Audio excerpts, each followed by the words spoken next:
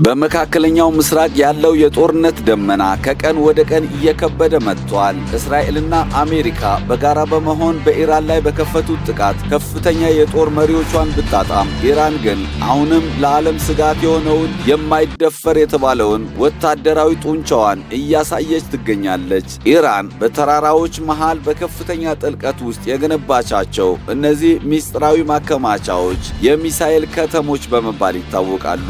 እነዚህ ምሽጎች ከማንኛውም ዘመናዊ የአየር ጥቃት የተጠበቁ በመሆናቸው ተንታኞችን እያስገረሙ ይገኛል። በሺዎች የሚቆጠሩ ባላስቲክ ሚሳኤሎች በማንኛውም ቅጽበት ወደ ተፈለገው ኢላማ ለመተኮስ ዝግጁ ሆነው ተቀምጠዋል። በተለይ እስከ 2000 ኪሎ ሜትር ርቀት ድረስ መምታት የሚችሉ እንደ ሻሃብ 3 ያሉ ሚሳኤሎች እስራኤልንና በቀጠናው ያሉ የአሜሪካ የጦር ሰፈሮችን በቀጥታ ኢላማ ውስጥ ያስገባሉ።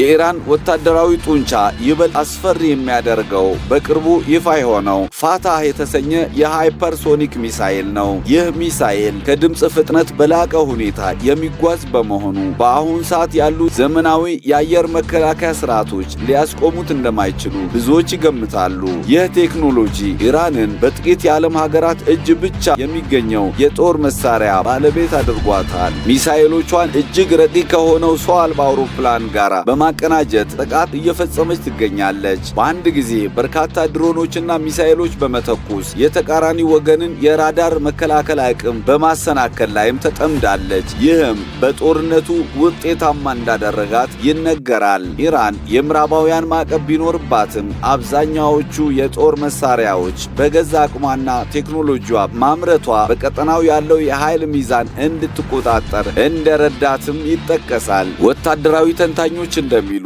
ኢራን እስካሁን በነበሩ ግጭቶች የተጠቀመችው ከጠቅላላ ክምችቷ እጅግ ጥቂቱን ብቻ ነው። ምንም እንኳ ቁንጮ መሪዎቿ በታቀደ ጥቃት ብታጣም እውነተኛ አቅሟ ግን ገና አልተነካም የሚለው መላምት ሚዛን እየደፋ መጥቷል።